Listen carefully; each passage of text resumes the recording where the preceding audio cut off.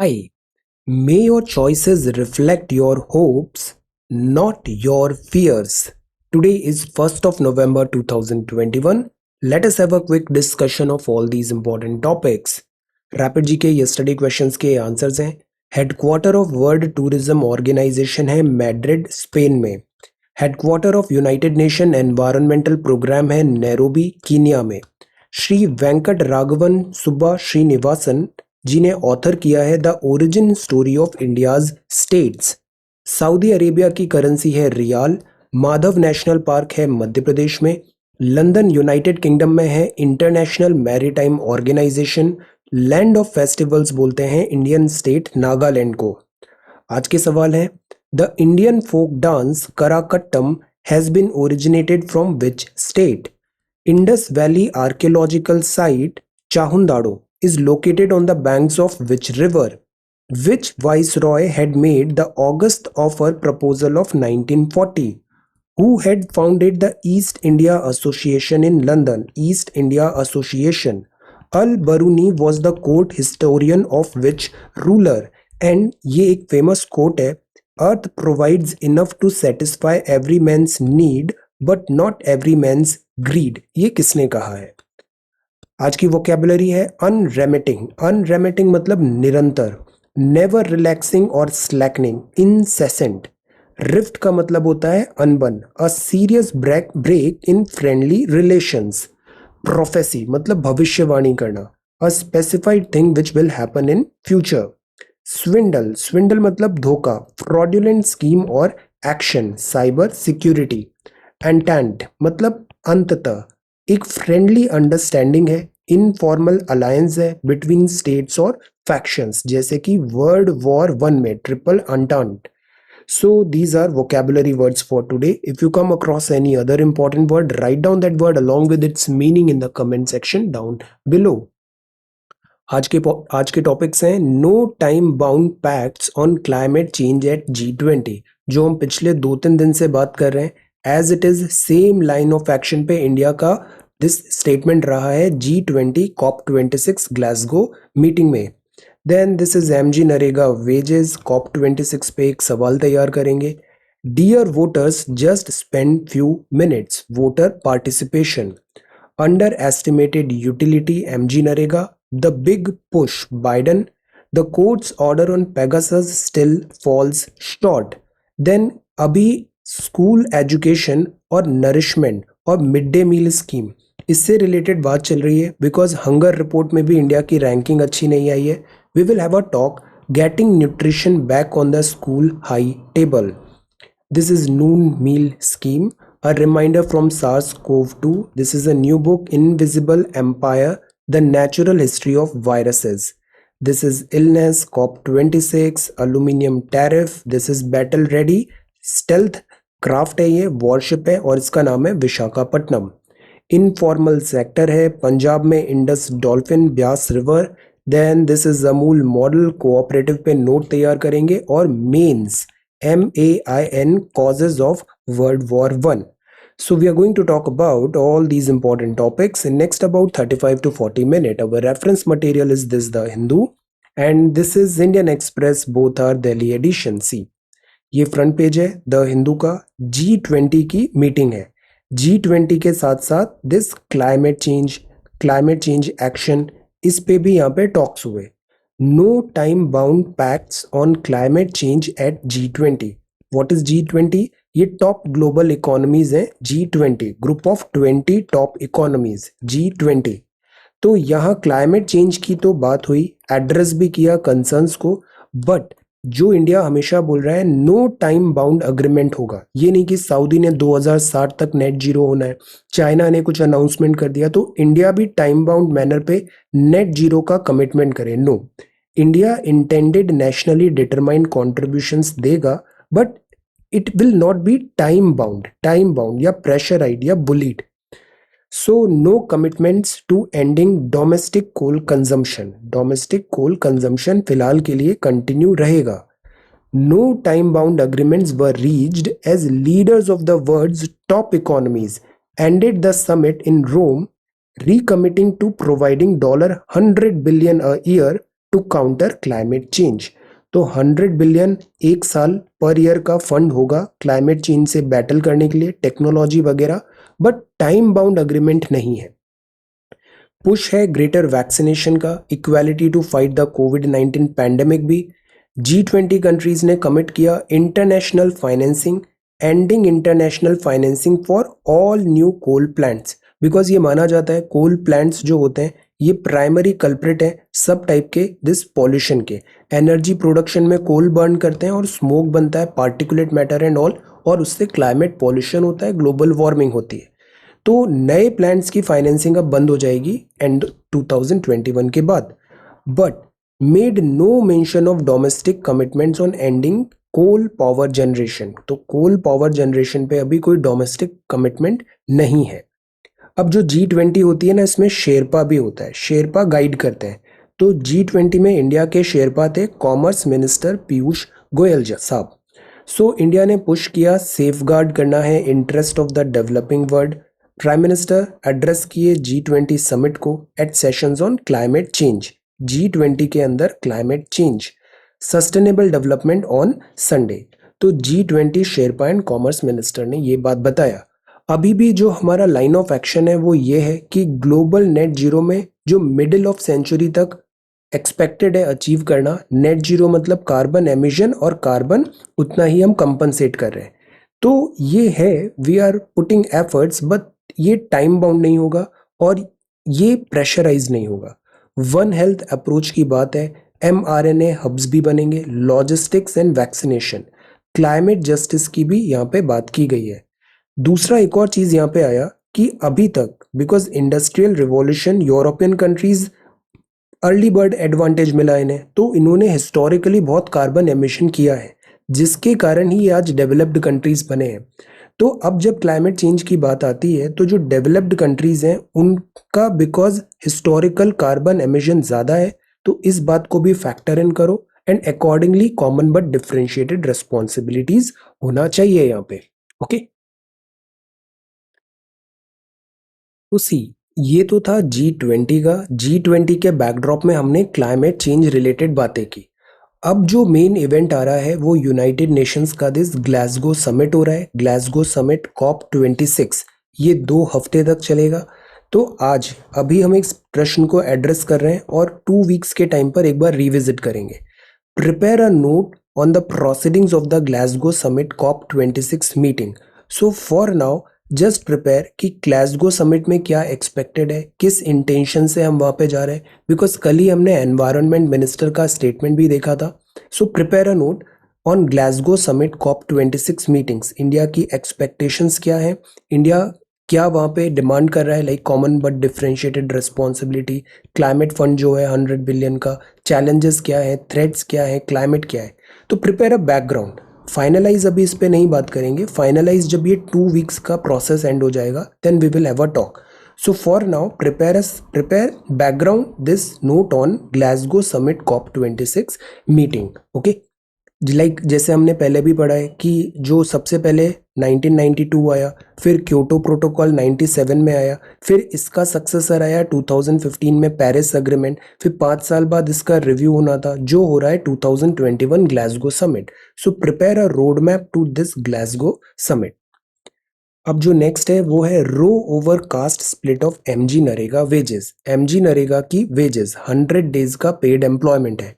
तो यह आर्ग्यूमेंट ये है कि यहाँ पर जो वेज पेमेंट है वो डिले हो रहा है, इरेगुलरिटीज आ रही है based on caste. So this is not right, यहाँ पे ये ऑब्जेक्शन उठाया है। Central order sees tension rise in villages, some groups are paid earlier.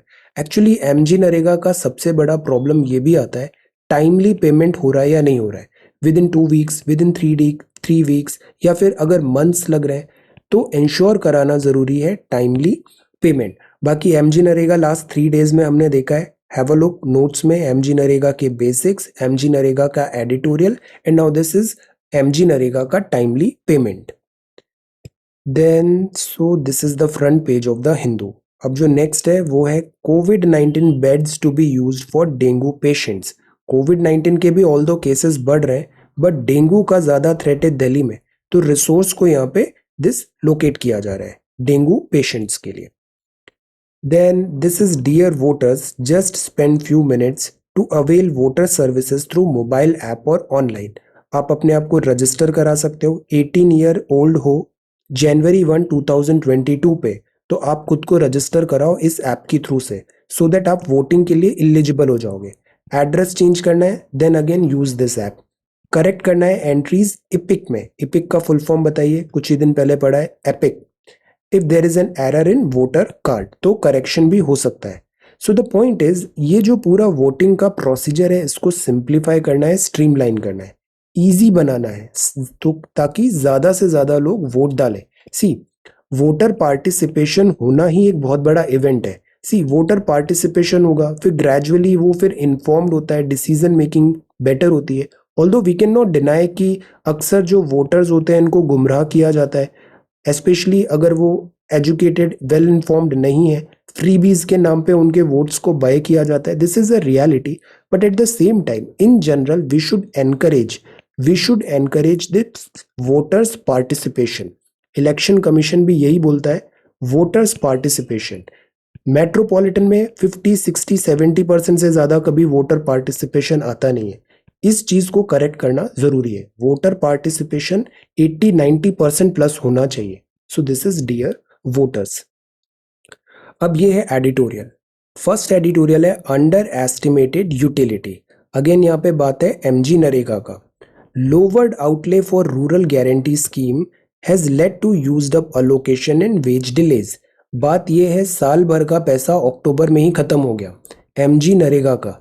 MG NREGA important scheme है because this acts as a safety net. पैसा खत्म हो गया राज्यों के पास, तो सेंटर ये ब्लेम किया कि राज्यों ने इन्फ्लेटेड डिमांड ओवर स्टेट किया था, ज्यादा डिमांड दिखा दिया एमजी नरेगा वर्क का। दैट इज वाई इनका फंड 5-6 महीने में ही खत्म हो गया, साल अभी बचा है। द पॉइंट इज कि कोविड-19 के कारण इकोनॉमिक हार्डशिप्स भी आई, सो वो भी एक रीजन है कि एमजी नरेगा की डिमांड बढ़ी। बिकॉज एमजी नरेगा में क्या होता है, डिमांड बेस्ड हमें जॉब क्रिएशन करना पड़ता है, और अगर नहीं होगा तो उन्हें एमजी नरेगा के थ्रू भत्ता भी मिलता है। अनस्किल्ड 100 डेज का एम्प्लॉयमेंट हर एडल्ट को रूरल हाउस होल्ड में प्रोवाइड करना गवर्नमेंट की रिस्पॉन्सिबिलिटी है। This is Mahatma Gandhi rural employment guarantee scheme. तो फाइनेंशियल ईयर 21-22 में अभी टाइम है और पैसे खत्म हो गए, तो रिवाइज्ड एस्टिमेट्स की डिमांड है। Because MG NREGA is a safety net. अगर कुछ भी इनकम नहीं हो रही है, फाइनेंशियल हार्डशिप हो रही है, तो एटलीस्ट 100 दिन का पैसा तो मिल ही जाएगा। तो लॉकडाउन हुआ, कोविड हुआ, लेबर्स अनऑर्गेनाइज्ड, रूरल एरियाज में जो डिस्ट्रेस है, उसके लिए एमजी नरेगा इज इम्पॉर्टेंट। तो गवर्नमेंट ने ऑल दो क्लैरिफाई किया है कि वो फर्दर और फंड्स यहाँ पे प्रोवाइड किए जाएंगे। बिकॉज अगर फंड्स आएंगे ना, तो उससे क्या होगा, डिमांड राइज होगी, रूरल इकोनॉमी में डिमांड होगी, और रूरल इकोनॉमी की रिवाइवल में वो हेल्प करेगा। तो अभी जो रिफ्ट भी था, रूरल डेवलपमेंट मिनिस्ट्री ने कहा कि आर्टिफिशियली डिमांड क्रिएट कर रहे हैं स्टेट्स, दैट इज वाई उनका पैसा जल्दी खत्म हो गया। बट द पॉइंट इज कि हमें ज़्यादा पैसा अलोकेट करना पड़ेगा इस एमजी नरेगा स्कीम में, बिकॉज रूरल डिमांड भी है और कोविड का अभी तक इम्पैक्ट बना हुआ है।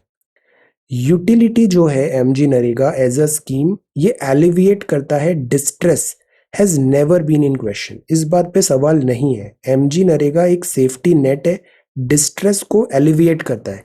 From acting as an effective substitute in the absence of crop and weather insurance in aiding poor farm households, helping to provide wages during agrarian crisis. मतलब कि क्रॉप फेलियर हो गया, वेदर का कुछ impact हो गया, insurance तो है नहीं, तो उनके पास खाने पीने के लिए ही कुछ नहीं बचेगा। सो उस केस में MG NREGA as a saviour आता है और उनको एक मिनिमम इनकम प्रोवाइड करता है।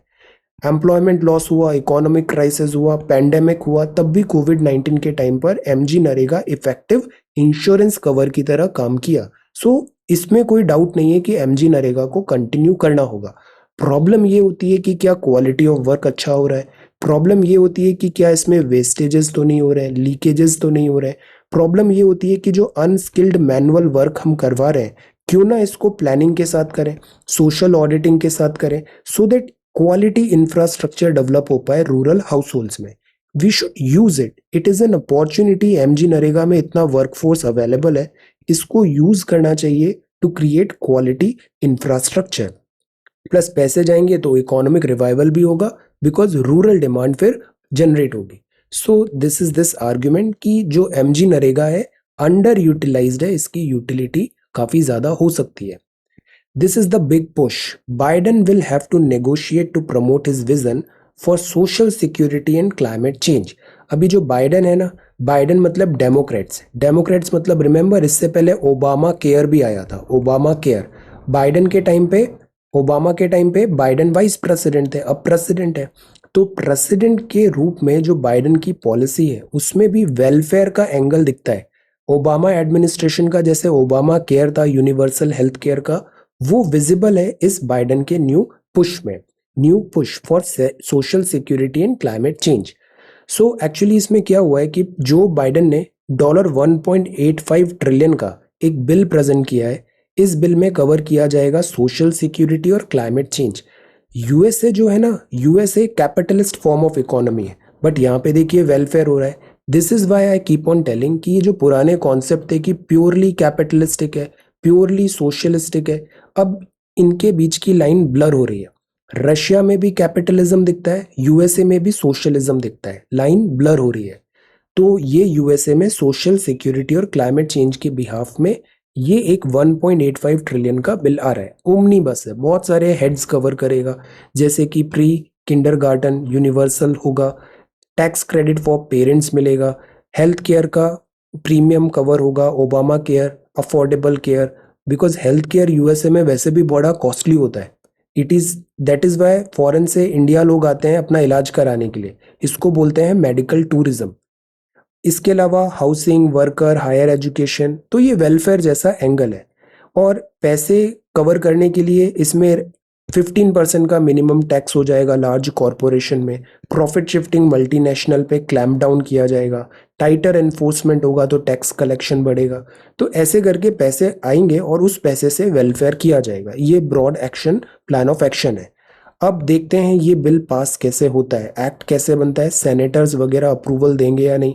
कमला हैरिस वाइस प्रेसिडेंट है, लेट अस सी यहाँ पे क्या होता है। बट जो डायरेक्शन है ना वो समझना चाहिए कि डायरेक्शन ये है कि ऑल ओवर द वर्ल्ड जो वेलफेयर है, गवर्नेंस में वेलफेयर एक इंपॉर्टेंट पिलर बनता जा रहा है। Welfare governance, welfare policies. The courts order on Pegasus still falls short.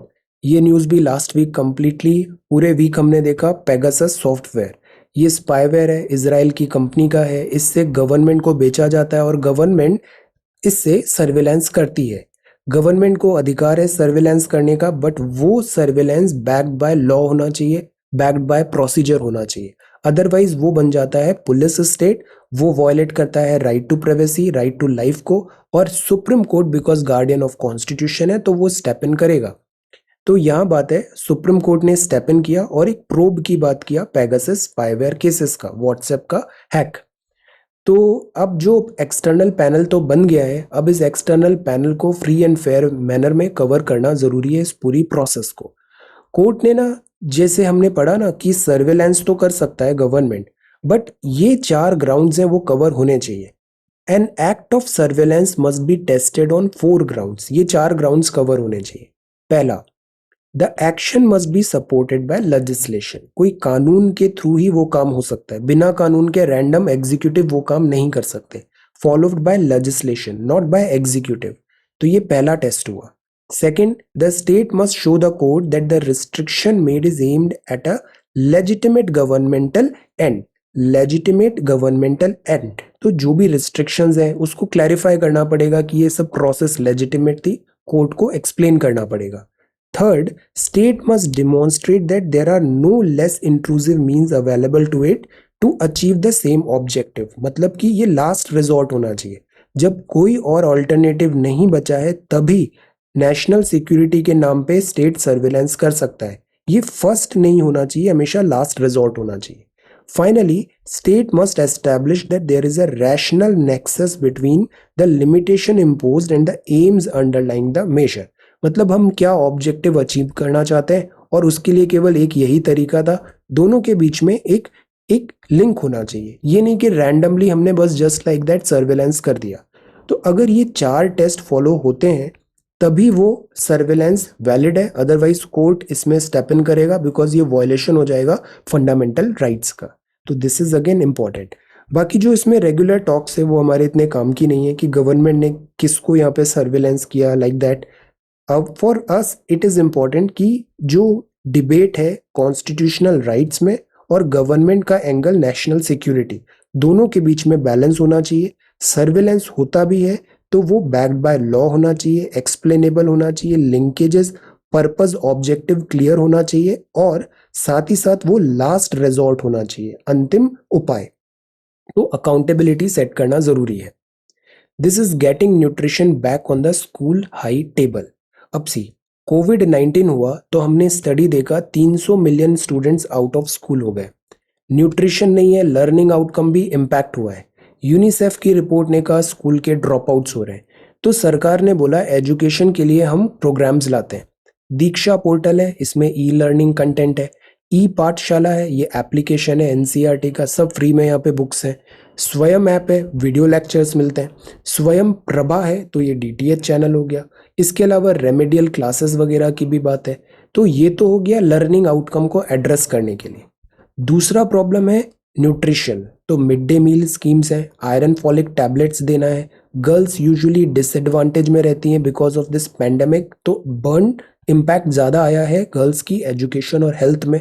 So these are certain facts. इसके अलावा मेजर इश्यूज ये हैं कि digital divide is a reality, infrastructure नहीं है, एक्सपेंडिचर और फिर क्वालिटी एजुकेशन नहीं है। एजुकेशन में ओवर्ट कमर्शियलाइजेशन हो रहा है, ग्रॉस एनरोलमेंट पैटर्न भी लो है, कैपेसिटी यूटिलाइजेशन नहीं है और स्टूडेंट टू टीचर रेशियो भी कम है। एजुकेशन में ज़रूरी है क्वालिटी लर्निंग हो, डेमोक्रेटाइज हो, एजुकेशन के साथ साथ रियल लाइफ स्किल्स भी वहाँ पे टीच हो। अफोर्डेबिलिटी एंड एक्सेसिबल बनाना भी ज़रूरी है। तो ये सब चीज़ें हमने एजुकेशन और हेल्थ केयर, एजुकेशन और न्यूट्रिशन, इसके बिहाफ में ये सारी चीज़ें पढ़ा। अब जो आर्टिकल वो बोल रहा है कि न्यूट्रिशन स्पेसिफिकली ज़्यादा हिट हुआ है कोविड-19 की बैकड्रॉप में और न्यूट्रिशन को हमें एड्रेस करना ज़रूरी है। ट्रिपल बर्डन पड़ा है। ट्रिपल बर्डन मतलब जैसे मल्टीपल प्रॉब्लम्स है, अंडर न्यूट्रिशन है, ओवरवेट भी है, ओबेसिटी मतलब माल नरिश्ड का मतलब ये नहीं कि दुबला पतला, जो मोटे लोग होते हैं वो भी माल नरिश्ड हो सकते हैं। अंडर न्यूट्रिशन है और ओवरवेट भी है, ओबेसिटी भी है, प्लस डेफिशिएंसी है माइक्रो न्यूट्रिएंट्स की जैसे आयरन, जिंक, कैल्शियम, विटामिन्स। तो ये है ट्रिपल बर्डन माल न्यूट्रिशन का आइडेंटिफाई किया है। इसको अंडरस्टैंड करना जरूरी है और एड्रेस करना जरूरी है। This mall nutrition often overlooked होते हैं माइक्रो न्यूट्रिएंट्स, जैसे कि ये सारे माइक्रो न्यूट्रिएंट्स जो हमने देखे, जिंक, कैल्शियम, विटामिन, आयरन, ये सब ज़रूरी होते हैं for production of enzymes, hormones, substance जो ज़रूरी है हमारी इम्यून सिस्टम को, हेल्दी ग्रोथ को, डेवलपमेंट को। The point is balanced diet बहुत ज़रूरी है। सब माइक्रो न्यूट्रिएंट्स, न्यूट्रिएंट्स, एवरीथिंग सब रिक्वायर्ड है। चाइल्डहुड और जो एडोलेसेंस होता है ये हमारी बॉडी का ग्रोथ फेज होता है। चाइल्डहुड एंड एडोलेसेंस, इसी टाइम पे बॉडी में चेंजेस ज़्यादा आते हैं। सो इस एज में प्रॉपर न्यूट्रिशन प्रोवाइड करना बहुत ज़रूरी है। कॉम्प्रोमाइज्ड अगर होता है इस एज में न्यूट्रिशन, तो उससे इम्यून सिस्टम भी कॉम्प्रोमाइज होता है। कोविड के कारण लॉकडाउन हुआ, आइसोलेशन का टाइम है, स्ट्रेस का टाइम है, कार्बोहाइड्रेट्स, शुगर और जंक फूड का इंटेक बढ़ा है, तो वो भी हेल्थ पे इम्पैक्ट डाला है। कॉम्बैट करना है हिडन हंगर को, affordable, accessible, diverse food sources provide करने और सबको प्रोवाइड करने, यूनिवर्सल प्रोवाइड होना चाहिए। ये लाइन ऑफ एक्शन है। आइडियल बॉडी वेट होना चाहिए, ज़्यादा पतले दुबले भी नहीं होना चाहिए और मोटे भी नहीं होना चाहिए। आइडियल बॉडी वेट, एक टर्म होता है बीएमआई, इसके बारे में गूगल करिएगा, tell what is this BMI. Physical activity बहुत ज़रूरी होती है।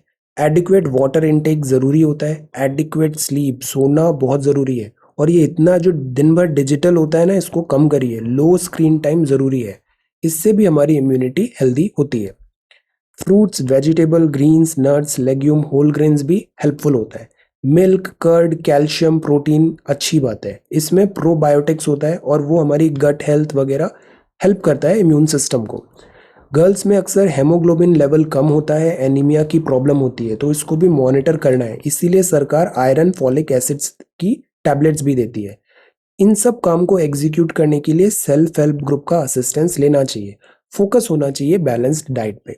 अब इसीलिए जो मिड डे मील स्कीम है उसमें अब प्राइमरी से पहले दिस नर्सरी को भी कवर कर रहे हैं। प्रधानमंत्री पोषण शक्ति निर्माण योजना में उसको चेंज कर दिया गया है, नया अवतार है मिड डे मील का। नया नाम क्या है? पीएम पोषण, प्रधानमंत्री पोषण शक्ति निर्माण योजना। तो यहाँ पे भी ब्रॉडली यही सब चीजें हैं, बाल वाटिकाज हैं, अच्छा खाना दो, हेल्दी एक्सरसाइज दो, हेल्दी एनवायरनमेंट दो, सो दैट हेल्दी एडल्ट हम बना पाए। Getting nutrition back on school high table. और इसीलिए स्कूलिंग इतनी इंपॉर्टेंट है, बिकॉज जो फाउंडेशन है ना वो यहीं पे डाली जाती है, स्कूल हाई टेबल। तो ये ट्रिपल बर्डन है, इसको एड्रेस करना है। ये जितने भी पॉइंट्स हैं they are very important for SA, for sociology, for governance, everywhere. So this is a very good article. एक बार इसको आप खुद से भी पढ़ के देखना, getting nutrition back on the school high table, because ये फोकस एरिया भी है, फोकस एरिया है। Then this is a reminder from SARS-CoV-2, Severe Acute Respiratory Syndrome, SARS-CoV-2। ये एक किताब है, invisible empire the natural history of viruses, mister Pranay Lal, Penguin Viking. तो इसमें यही बात बताया है कि जैसे कोविड-19 है, ये कोई पहला वायरस तो है नहीं और ऑब्वियसली लास्ट भी नहीं है। Zoonotic diseases on rise, animals, forest, ये रिजर्वॉयर होते हैं डिसीजेस के। बिकॉज इंटरेक्शन बढ़ रहा है, फॉरेस्ट कम हो रहा है, तो अनलॉक हो रही हैं ये सारे वायरसेस और ह्यूमन सेटलमेंट की तरफ बढ़ रहे हैं। तो ये हिस्ट्री भी जानना जरूरी है। Reminder from SARS CoV 2। Pointers वही कॉमन पॉइंटर्स हैं कि हम वन हेल्थ की बात करें, एनवायरनमेंट, एनिमल, ह्यूमन सब सिनर्जी में रहें, हेल्दी रहें, all these things. Living on death row with illness. अब सी कई बार डेथ सेंटेंस अनाउंस हो गया है बट उसके एग्जीक्यूशन में टाइम लग रहा है। तो इस जिसको डेथ सेंटेंस दिया है इसका मेंटल स्टेटस क्या होता है? तो a report on the mental health condition of death row prisoners explore कर रहा है नेग्लेक्टेड एस्पेक्ट्स ऑफ सेंटेंसिंग। अगर डेथ सेंटेंस मिला है तब भी उस क्रिमिनल को, उस प्रिजनर को पूरे राइट्स हैं, ह्यूमन राइट्स हैं जो वायलेट नहीं होने चाहिए। Then this is accidental deaths decline हुई है। Ahead of COP 26 Indian cites highlights emission gap. ये 12 दिन अच्छे से फॉलो करने हैं, ये आज से स्टार्ट हो रहा है, अभी स्टार्ट हो गया है in fact. Ahead of COP 26 Indian cite highlights emission gap. जैसे एक वेबसाइट भी बन गई है, उस वेबसाइट में इन्होंने बताया है कि हिस्टोरिकल कितना इन्होंने इंग्लैंड, यूरोप, अमेरिका, इन्होंने कितना कोल कार्बन बर्न किया, पॉल्यूशन कितना किया। नाउ दे वांट कि जो डेवलपिंग वर्ल्ड है वो नेट जीरो का कमिटमेंट करे। वो जरूरी है बट उससे उनकी ग्रोथ, जो डेवलपमेंट है वो कॉम्प्रोमाइज नहीं होना चाहिए। और दूसरा जो पैसे देने की बात है, $100 बिलियन टेक्नोलॉजी ट्रांसफर, उसमें इंटेलेक्चुअल प्रॉपर्टी राइट्स। तो एक फेयर प्ले होना चाहिए क्लाइमेट बैटल में। ये नहीं कि सारी रेस्पॉन्सिबिलिटी ये डेवलपिंग कंट्रीज में आ जाए, no. Common but differentiated responsibility required. तो ये हम ग्रेजुअली देखते हैं। COP 26 EU US dispute over steel aluminum tariff, dirty production steel and aluminum। ये है वॉरशिप प्रोजेक्ट 15B के अंदर थी, नेवी को डिलीवर हो गई है। ये वॉरशिप का नाम है विशाखापट्टनम, मझगांव डॉक्स लिमिटेड में बनी है। ऐसी 3 और आएंगी। 163 मीटर लॉन्ग है, फुल लोड डिस्प्लेसमेंट इतना है, 30 नॉट स्पीड है, 75% इसमें इंडिजिनस कंटेंट है which is really good.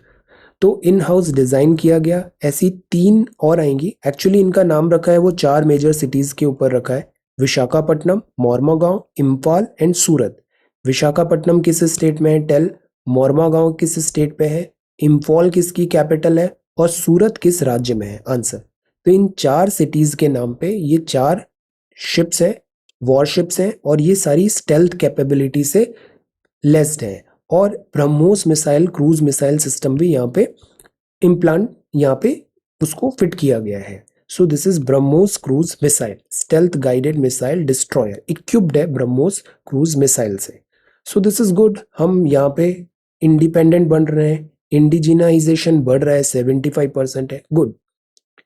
Then this is informal sector shrank sharply in 2021. Informal sector: agriculture, mining, manufacturing, utility, construction services, transport, finance services, real estate, public administration। जो नौकरियां होती है ना, ऐसे उनका सेक्टर्स होता है, इकोनॉमी का ये सेक्टर्स होता है। तो एक तो होता है फॉर्मल सेक्टर, जैसे फॉर्मल किसी आप कंपनी में काम कर रहे हो या फिर government jobs etcetera, this is formal. ये इनफॉर्मल सेक्टर है। इनफॉर्मल सेक्टर मतलब जैसे कि हमने स्ट्रीट वेंडर्स देखे थे, एग्रीकल्चर में कुछ जॉब होते हैं इनफॉर्मल होते हैं। ये श्रैंक हुआ शार्पली इन 2021। ये डेटा बताता है नेशनल सैंपल सर्वे का, 93% वर्कफोर्स जो है वो लाइवलीहुड इनफॉर्मल वर्कर्स से बनी हुई है, मतलब उनका लाइवलीहुड इनफॉर्मल सेक्टर में है। और यही एक बहुत बड़ा टेंशन है इंडियन इकोनॉमी का कि हमारी इकोनॉमी इनफॉर्मल ज़्यादा है, फॉर्मल कम है। फॉर्मल कम है तो इनका आइडेंटिफिकेशन डिफिकल्ट हो जाता है, इन पे बेनिफिट्स नहीं प्रोवाइड कर पाते, टैक्स का यहाँ पे कई बार लीकेजेस होता है। तो दीज आर सर्टेन थिंग्स। हम हमेशा ये ट्राई करते हैं formalisation of economy, formalisation of economy and workforce. Afghan nationals receive a lifeline, tobacco sale to youth stop करें, बूस्टर डोज अभी मस्ट नहीं है फॉर ऑल, डॉक्टर्स ने कहा। जाइडस कैडिला रिड्यूस कर रहा है price of vaccination. Then Sardar Patel, कल आपने सवाल बड़ा अच्छा तैयार किया, this is very important. Sardar Patel का बहुत इंपॉर्टेंट कंट्रीब्यूशन रहा है इंडिया को इंटीग्रेट करने के लिए, इसीलिए आपको iron man of India, Bismarck of India बोलते हैं। देन ये है deep dive for Indus dolphin. ये डॉल्फिन है, डॉल्फिन मैमल होता है और ये इंडस रिवर वाली है, गैंगेटिक अलग है, दिस इज इंडस रिवर। तो ये इंडस डॉल्फिन है। तो अभी ये बात चल रहा है कि पंजाब इस पे फोकस कर रहा है, एक्वाटिक मैमल है, इसकी हैबिटेट को प्रोटेक्ट किया जाएगा। इसका नाम है, साइंटिफिक नेम है Indus river dolphin this platanista gangetica minor, ये इसका नाम है। तो फ्रेश वाटर की ये डॉल्फिन है, व्यास रिवर पे है और पंजाब में हरिके भी रिजर्वॉयर है। तो पंजाब इसकी काउंटिंग कर रहा है और साथ ही साथ इसकी हैबिटेट प्रोटेक्शन का, कंजर्वेशन के भी एफर्ट्स डालेंगे। ये जो डॉल्फिन है, इंडस रिवर डॉल्फिन है, ये आईयूसीएन की लिस्ट में है, आईयूसीएन की लिस्ट में एंडेंजर्ड कैटेगरी में, एंडेंजर्ड कैटेगरी में। तो एंडेमिक पहले से पाकिस्तान का माना जाता था, बिकॉज इंडस रिवर फाइनली तो उधर जा रही है, Pakistan, Karachi, then Arabian sea. But जो इसकी ट्रिब्यूटरीज हैं, जैसे ब्यास रिवर हुआ, तो वहां पर भी ये डॉल्फिन मिली है, पंजाब के हरिके वाइल्ड लाइफ सेंचुरी और लोअर बीस रिवर पे। तो गवर्नमेंट कंजर्वेशन कर रही है डॉल्फिन और उसके हैबिटेट का। एक इंपॉर्टेंट कीवर्ड है और वो कीवर्ड है community lead biological monitoring. Community मतलब जिस भी एनिमल का कंजर्वेशन करना है तो वो जिस लोकेलिटी में रह रहा है, जिस कम्युनिटी में रह रहा है, अगर उस लोकेलिटी, विलेज, कम्युनिटी का एक्टिव पार्टिसिपेशन आता है, वो रेस्पॉन्सिबिलिटी लेते हैं उस एनिमल के कंजर्वेशन की, तो कंजर्वेशन का जो ओवरऑल है सिनेरियो वो फार फार बेटर हो जाता है। तो यहाँ रिपेरियन जो कम्युनिटी है इस रिवर के आसपास, डॉल्फिन को कंजर्व करने के लिए उनकी हेल्प, उनको भी रोप इन किया जा रहा है, which is a good thing. Then this is cooperatives will play big role in boosting economy. ये जो कोऑपरेटिव्स है ना, जैसे अभी अमूल डेयरी का चल रहा था, 75th ईयर सेलिब्रेशन है अमूल का आनंद गुजरात में। तो जो कोऑपरेटिव्स हैं, कोऑपरेटिव्स ना बड़ा इंपॉर्टेंट है, बिकॉज एक तो क्रेडिट डिलीवरी आती है, फॉर्मलाइजेशन ऑफ वर्कफोर्स होता है, अमूल का केस है। तो कोऑपरेटिव्स जो हैं ये एक बहुत बड़ा फोर्स बन सकते हैं इंडिया की इकोनॉमी को आगे प्रोग्रेस कराने के लिए। तो इसी बात को यहाँ पे हाईलाइट किया Amul model. Amul model, Amul model क्या था, जैसे दूध है, मिल्क है, इन्होंने हब एंड स्पोक टाइप ऐसे बहुत सारी जगह से कलेक्ट कर रहे हैं, फिर उसको प्रोसेस कर रहे हैं, स्टैंडर्डाइज कर रहे हैं, फिर मार्केटिंग कर रहे हैं। तो एक बहुत अच्छा चेन बनाया। इससे क्या हुआ, एम्पावरमेंट हुआ, thousands and thousands women, families, उनको एक एम्प्लॉयमेंट अपॉर्चुनिटी मिली और एक बहुत अच्छा बिजनेस मॉडल भी बन गया। सो this is a success story. तो अभी जो फोकस चल रहा है वो कोऑपरेटिव्स पे है। कोऑपरेटिव से रिलेटेड अभी एक अमेंडमेंट भी आया था, कोऑपरेटिव सोसाइटीज। इस कोऑपरेटिव सोसाइटी का बकायदा कॉन्स्टिट्यूशन में मेंशन है।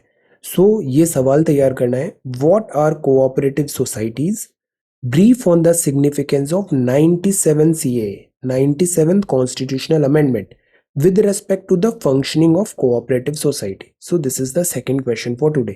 पहले आप बताओ कोऑपरेटिव क्या होती है, एक या दो पैराग्राफ में डिफाइन करिए, फिर सिग्निफिकेंस पे फोकस करिए, 97 CAA के प्रोविजंस बताइए और उसके सिग्निफिकेंस बताइए और उसको आज की डेट में कोविड-19 से लिंक करिए।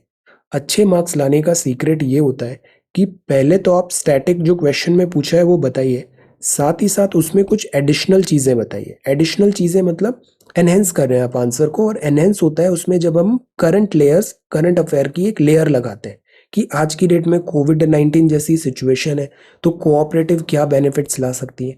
तो इससे क्या पता चलता है, आपको स्टैटिक पार्ट तो पता है, बट साथ ही साथ आप इस स्टैटिक पार्ट से करंट डेज की जो प्रॉब्लम्स है उसको सॉल्व कर पा रहे हो। सो दिस इज रिक्वायर्ड, ये अप्रिशिएट किया जाता है। So try to answer this question. Then this is China grapples with challenges. अब सी, चाइना की जो इकोनॉमी है अभी प्लेटू हो रही है, और आउटब्रेक्स भी हैं, पावर शॉर्टेज हो रहा है, कोविड का भी थ्रेट है, वर्ल्ड के साथ भी बहुत अच्छे रिलेशंस चाइना के, बिकॉज ओवरटली एग्रेसिव हो रहा है चाइना, तो रॉन्ग फुटिंग्स में है। Let us see. UAE urges citizens to leave Lebanon. Tension चल रहा है यूएई और लेबनान का, leave as soon as possible का है। जापान की रूलिंग कोalition अभी कंटिन्यू रहेगी, this is Fumio Kishida. US bomber flies over West Asia, this is ETF. और कल हम हार गए न्यूजीलैंड से भी, और वर्ल्ड कप शायद हमारा this over. So this is 48 districts हैं। First dose coverage less than 50%। Second dose लेना बहुत ज़रूरी है, first dose is not sufficient. Climate supply chain focus में रहेगा, ये था G20 समिट में। क्लाइमेट सप्लाई चेन ये फोकस में था। अब ग्लासगो स्टार्ट हो रहा है, इंडिया यूएस डिस्कशन भी यहाँ पे हुआ, G20 मीटिंग रोम। जयशंकर साहब और ब्लिंकन की भी बात हुई। रेलवे ने रेड फ्लैग किया किसान रेल लॉजिस्टिक्स दिस, किसान अपनी सप्लाईज को ट्रांसपोर्ट कर रहे थे किसान रेल से। Then this is next one, dear voter just spend few minutes, register कराइए जो भी 18 के होने वाले हैं। This is packed north civic body. अभी एक बड़ा इंटरेस्टिंग कॉन्सेप्ट है, डॉग्स का दिस पार्क बन रहा है, डेडिकेटेड पार्क है डॉग्स के लिए, एक्सीलेंट। आइलैंड स्टेट्स जो होते हैं ना वो ज़्यादा वल्नरेबल है, बिकॉज इसमें सी लेवल नहीं है, सी लेवल नहीं है तो डूब बहुत आसानी से सकते हैं। आइलैंड स्टेट्स, जैसे कुछ टाइम पहले मालदीव्स में अंडरग्राउंड दिस पार्लियामेंट का एक सेशन हुआ था, अंडर वाटर पार्लियामेंट का सेशन हुआ था। वो बताने की कोशिश कर रहे थे कि they are more vulnerable, sea height नहीं है, थोड़ा सी लेवल बढ़ेगा डूब जाएंगे। Island states are extra vulnerable. COP26 चालू हो गया है, रिपोर्ट है climate change records call for action, इसको अच्छे से फॉलो करना है। सरदार पटेल बर्थ एनिवर्सरी है, tribute to Indira Gandhi ji. 37th death anniversary at Shakti Sthal. Then future imperfect है, क्यों इम्परफेक्ट है, पढ़ते कुछ है हम और रिक्वायरमेंट कुछ और होती है।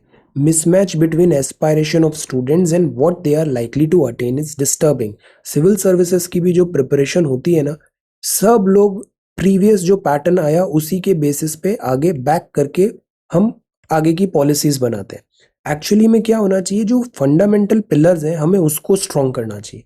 ऑलवेज मेक श्योर कि आपकी पॉलिटी अच्छी हो, आपकी इकोनॉमी अच्छी हो, हिस्ट्री का अच्छे से नॉलेज हो बेसिक्स, देन ज्योग्राफी अच्छी हो, ज्योग्राफी में एनवायरनमेंट इकोलॉजी सब आ जाएगा।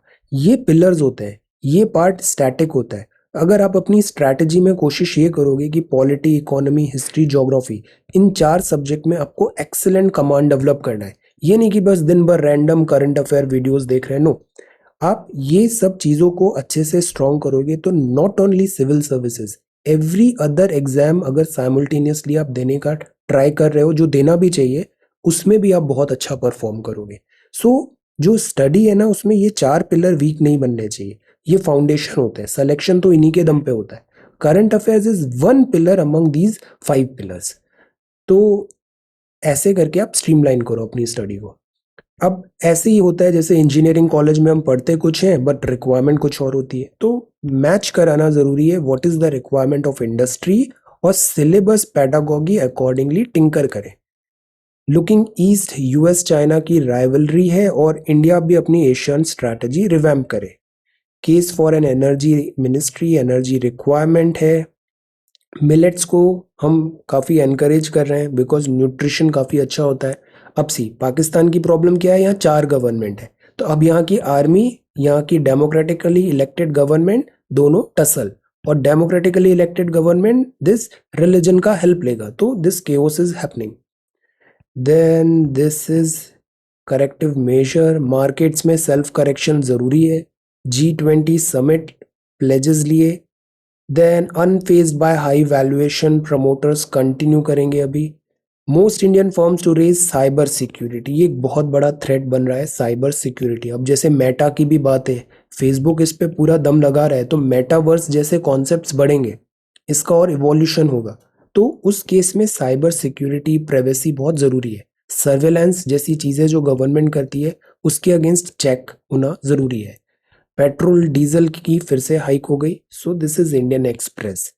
क्विकली हम देखते हैं, जैसे वर्ल्ड वॉर 1 हुआ, वर्ल्ड वॉर 1 क्यों हुआ? बिकॉज ऑफ दिस मेन क्या था?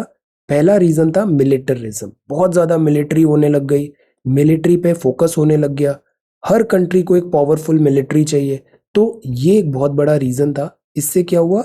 एंजाइटी हुई, एप्रीहेंशन हुए, और मिलिट्री है तो फिर फाइट भी करेंगे, तो this is militarism.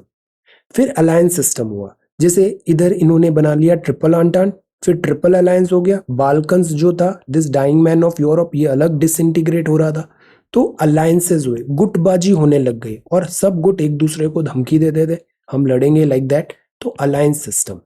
Military M, alliance A. Imperialism एक पॉलिसी थी जिसमें अपना एक्सपेंशन करना है। इंडस्ट्रियल रिवॉल्यूशन के बाद जैसे ब्रिटिशर्स इंपीरियलिस्ट थे, इंडिया को उन्होंने कोलोनाइज किया। इंपीरियलिज्म तो नए नए टेरिटोरी के लिए आपस में ये फाइट करते थे। ये जो वर्ल्ड वॉर 1 हुआ ना, ये सारी इंपीरियलिस्ट पावर है, जर्मनी, यूरोप का फ्रांस, यूके, इवन इटली को भी चाहिए, स्पेन को भी चाहिए, ये सब इंपीरियलिस्ट थे, अपने इंटरेस्ट के लिए they fought with each other. और नेशनलिज्म हो रहा था, और वो भी अल्ट्रा जिंगोइज्म टाइप नेशनलिज्म। तो ये तो था वर्ल्ड वॉर 1 का मेन रीजन। अब इसमें एक एस लगा देते हैं तो वो आता है स्पार्क। सो वर्ल्ड वॉर 1 क्यों हुआ? वर्ल्ड वॉर 1 हुआ because of mains, military, alliance, imperialism, nationalism and spark. Spark क्या है, किसके असैसिनेशन से स्टार्ट हुआ था, ये आप बताओ। सो दिस इज कोऑपरेटिव सोसाइटी आज पढ़ा हमने। और जो पहला सवाल है वो अभी हमें बस बेसिक्स, ग्लासगो समिट स्टार्ट हो रहा है, तो COP26 और इससे बैकग्राउंड सारी चीज़ें प्रिपेयर करिए। अब ग्रेजुअली COP26 को आगे हम कवर करेंगे। So this is 1 November 2021। Thank you so much for watching this video. Take care, study well and be safe.